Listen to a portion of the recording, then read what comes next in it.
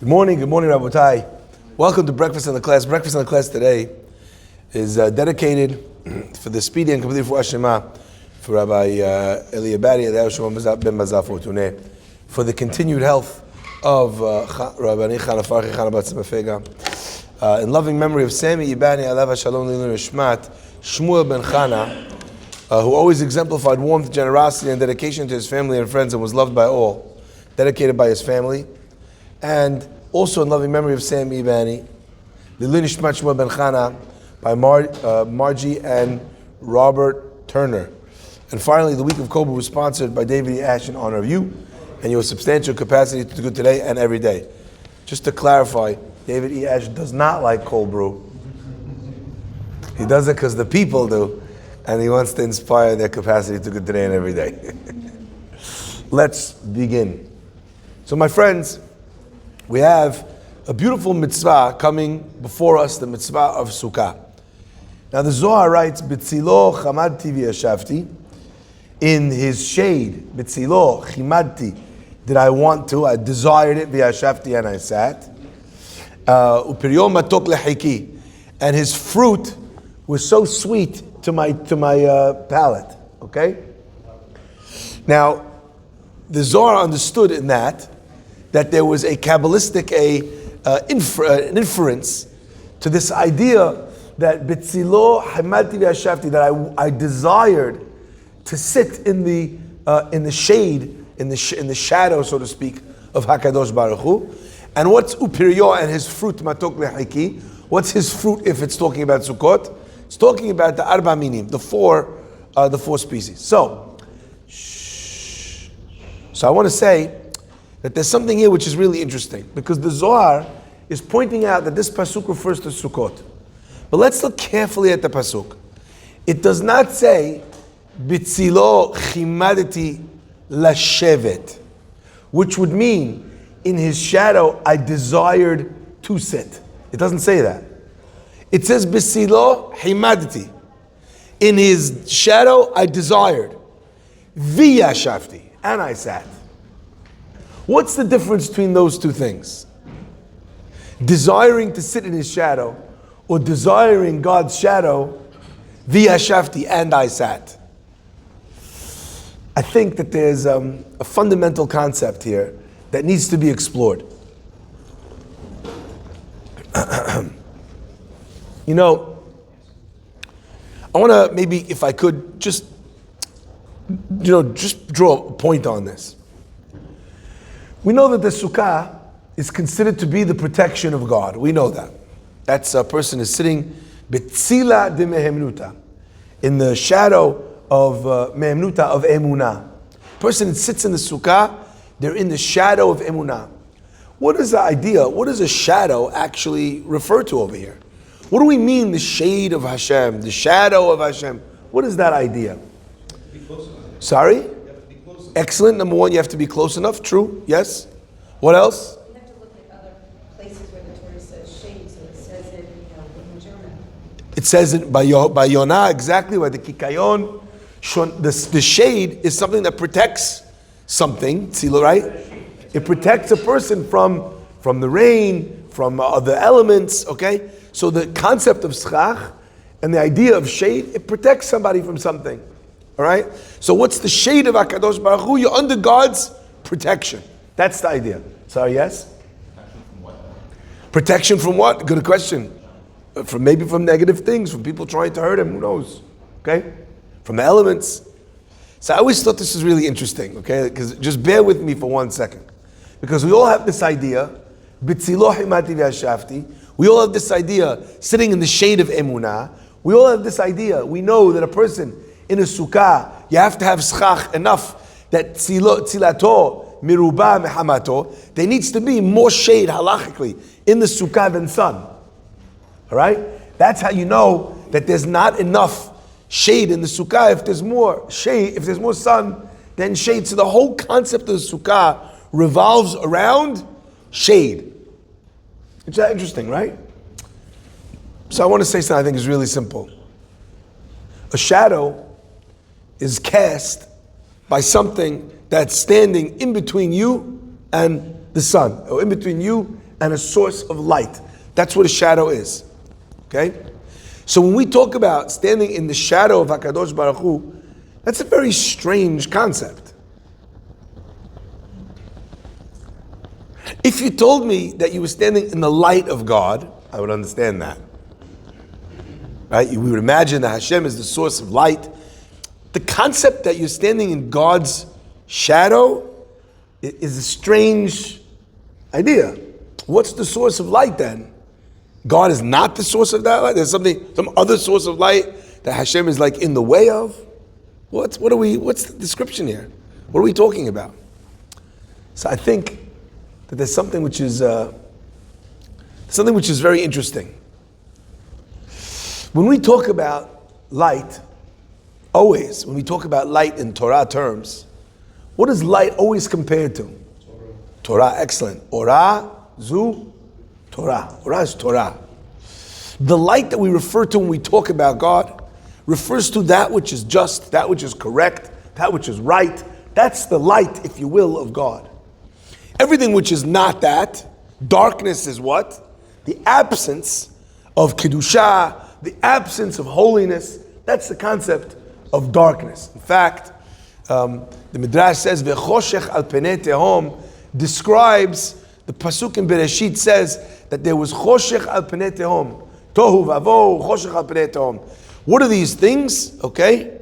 These things represent, says the Gemara, the 4 different galuyot, the 4 different exiles of the Jewish people.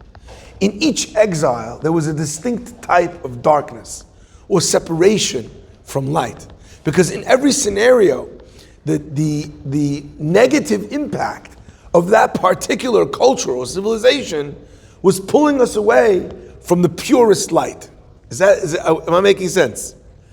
So effectively, when a person sits on Rosh Hashanah and Yom Kippur, right? Le David Amonai Ori v'Yish'i. What is Ori? Right? The Gemara asks, what is Ori? We read it the whole, some people do it the whole Elul, some people do Rosh Hashanah. Rosh Hashanah, Kippur, that's Ori v'Yish'i. There's a light when we talk about justice.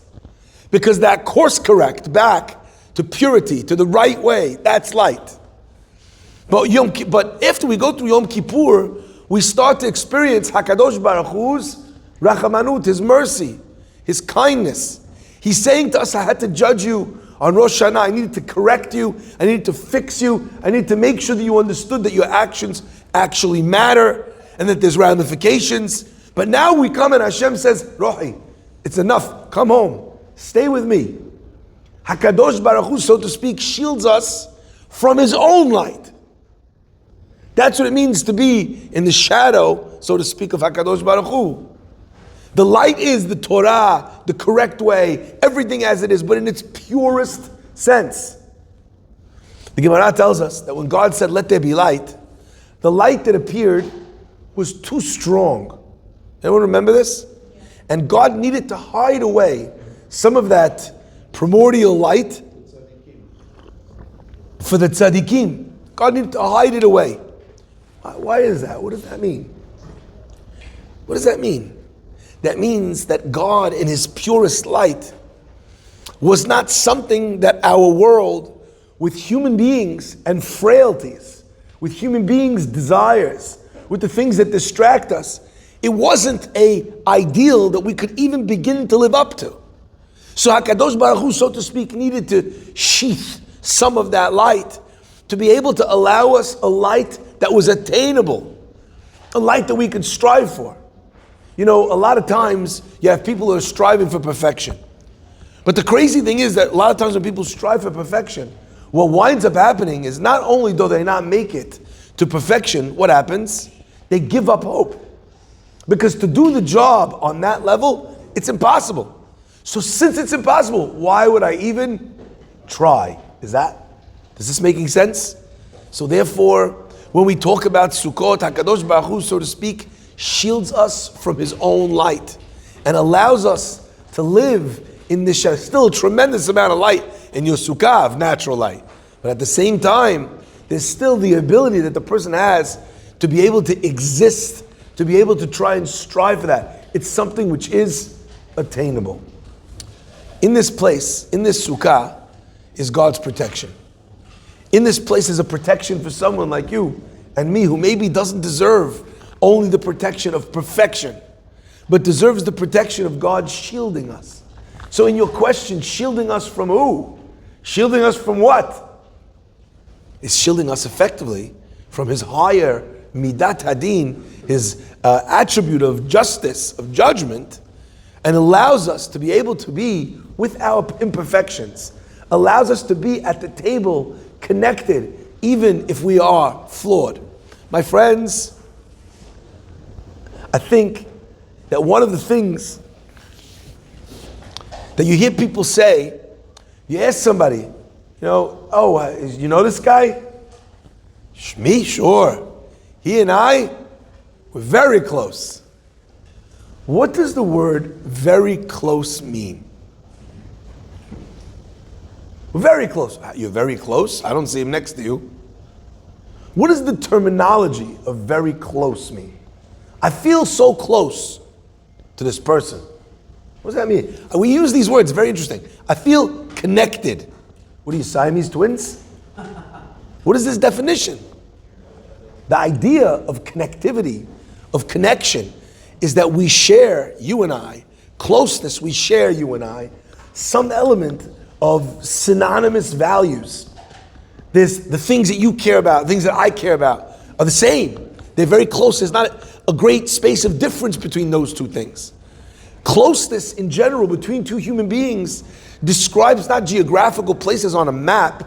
And if you ever wanted to prove that, right, the closest person to you might be a person that you really don't like at all. And exhibit A for that is the subway. Is there any place where people are closer together yet feel much as far apart as possible? You're thinking you want this guy out of your life as soon as you can run away from him, right? Closeness does not mean geographical closeness. It means that in our minds and in our hearts, there's enough similarities that we take up the same space, the same place in our directional values, in our compass-driven lives. So my friends, the concept of a sukkah, the idea of a sukkah is to sit in the shade of HaKadosh Baruch Hu. Is to say, you know something, I've done things that are wrong, but I feel close to Borei Olam. I feel close to God. He and I, we live at the same address. I don't know if you've ever seen this before. You're looking for someone's phone number, right? You put in their phone number, right? You hope that the guy's kids don't live with him, right? But sometimes they do. But even if they don't live with him, 30, 40, 50 years old, they're not living at home. Their name, a lot of times, still appears on the same address as their childhood home. Yeah? That's the idea. That many times, oftentimes, the way we decide whether we're close to someone or not is, what do we say? I feel close. I feel connected. Who is the arbiter of that closeness then? You are. Not even by the actual closeness, but by the feeling of that closeness. That's what the pasuk means. Bitzilo himaditi. It's not that I wanted to sit in his protection. It's that I wanted him. And the protection was my want of him. You understand the fundamental difference of bitzilo chimaditi or bitzilo chimaditi lashevet? The difference is I want to be close to my father. And then if I'm close to my father gives me a business loan, my father gives me this, my father has all sorts of benefits. When you're close to your father who loves you and he has the wherewithal to be able to give you something. Not every father does, but if he does, he might. Imagine you got close to your father for those reasons. Imagine you got close to your father to get from him, to take from him.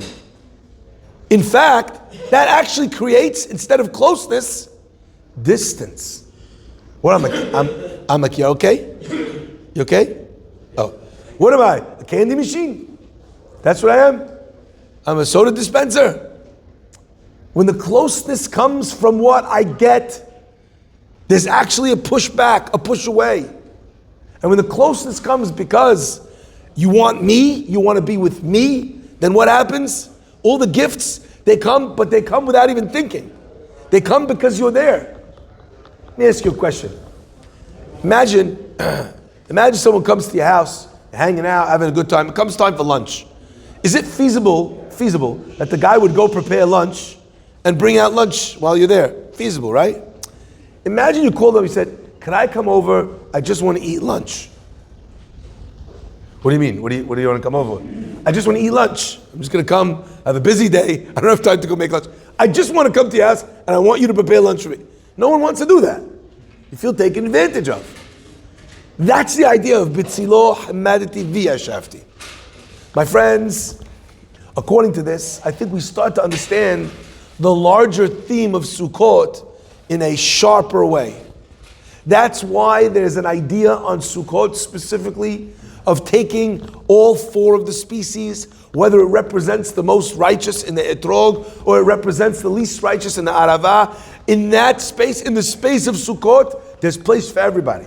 The Torah uses a very strange terminology when it comes to the Sukkah, called Ezrach b'Yisrael. It doesn't say every Jew sits. It doesn't say Kol Yisrael Yeshvu. It says Kol Ezrach. That's a very weird term. Why would you use that word? The answer is because the bar for getting into the Sukkah, to being part of God's house, is so low. You have a child, and the child is strayed from the right path. You have a child, and the child is not making you so proud at the moment. You have a child, the child's getting into all sorts of trouble. They never lose a place in your house. They never lose a place in your house, in your heart. So Hashem says, if this is my shade, who comes here? Any of my children. Any. They could be the worst arava. Arava is the same letters as Avera. And there's still a space for them here. There's still a place at my table. Now, there's one condition. And this is so interesting to me. What's the one condition? What's the one condition of coming into the Sukkah then? If everyone's allowed to come in, what's the one condition? The one condition is very interesting halakha. The halakha is that when you sit in the Sukkah, the person is supposed to look up at the schach. They need to remember that God took us out of Egypt, or that God put us in Sukkot, or that God put us in the Ananei HaKavod. They have to look up and be able to see God. That's the idea. How do we know this? Let's say I have a Sukkah where the schach is more than 20 amah, 20 cubits, which is around 40 feet above him in the air. So if you have a giant roof of a Sukkah 40 feet high and you cover it with schach, or let's say you have 4 buildings and there's a courtyard in the middle and you think, brilliant, I'll just cover these 4 skyscrapers with schach and then I have a Sukkah all the way down there. Halakha is pasul. Why? Not because of the walls. Not because of the walls. Because of what? Because you can't see the schach. Now, if you looked up, you could see it. What's the problem? The problem is we're trying to include people who don't naturally look up. We're trying to include a person whose way in life is not to look and see Hashem. So what did we do? We made the schach low enough that if you're sitting in a small sukkah, you'd still be able to see the sukkah peripherally, that there's schach. Without even attempting to look up, you should be able to see that there's schach above. You should be able to draw that connection. So there's one condition for every person to have a place. And that condition is, are they looking? Are they seeking? Are they searching for God? Can they see HaKadosh Baruch Hu in their life? A father is no different. You need to move back home. I love you. Fadda. There's a problem, there's an issue. Fadda, I love you. But imagine a child comes, moves into the house, ignores his parents, pretends like this is his place, runs around, or her place. You understand? Is there anything more annoying than that? God says, I'll have you no matter what you're like, so long as you can recognize me as your father. That's it. You and where you are doesn't matter. So long as you recognize where you are vis-a-vis me. That I am your father. That I'll back you. And that, my friends, is why we pick a very interesting thing. What is the mitzvah of Sukkot supposed to be about? Ki b'Sukkot or shafti, because I put your parents in Sukkot, when I took you out, Eretz Mitzrayim, from the land of Egypt. Now it's interesting. Why do we have a holiday to celebrate this particular miracle? That's what we're celebrating.